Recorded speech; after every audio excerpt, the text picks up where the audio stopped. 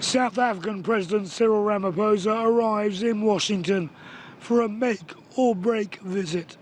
But it was the arrival a week before of a small group of Afrikaners, many of them farmers, that has captured much public attention in the US and South Africa.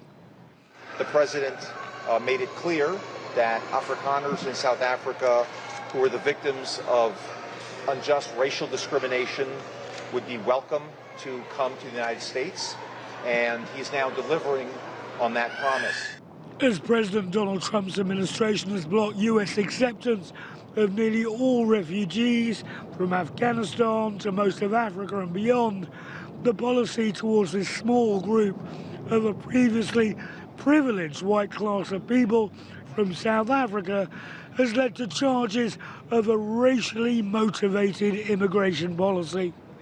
Trump's championing of the Afrikaners stems from often sensationalized right-wing media reporting on their plight. Trump and his administration say they are being violently targeted.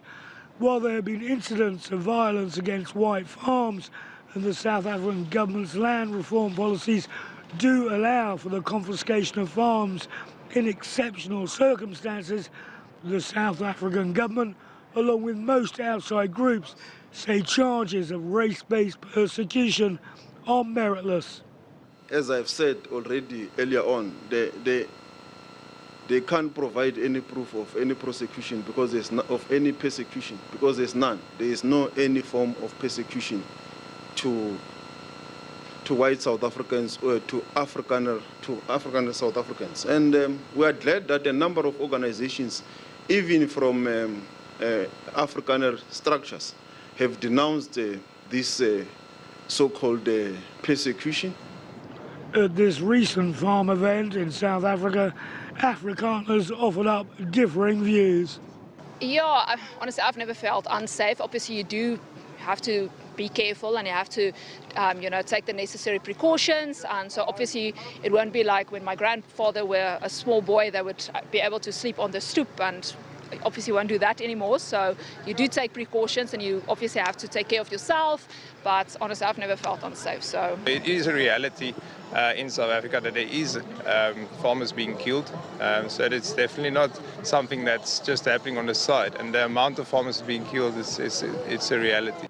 Beyond this issue, Ramaphosa is expected to use his meeting with Trump to try and convince him to attend the G20 summit later this year in South Africa, an event Trump has suggested he would boycott, even as the US is due to assume the rotating leadership of the group.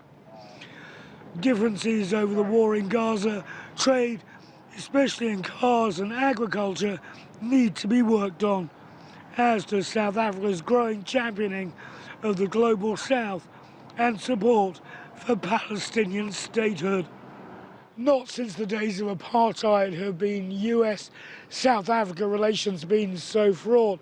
Pretoria is going to have to tread a fine line with trying to tell Trump that his narrative on the Afrikaners is erroneous, but also avoid another bust-up between world leaders in the Oval Office.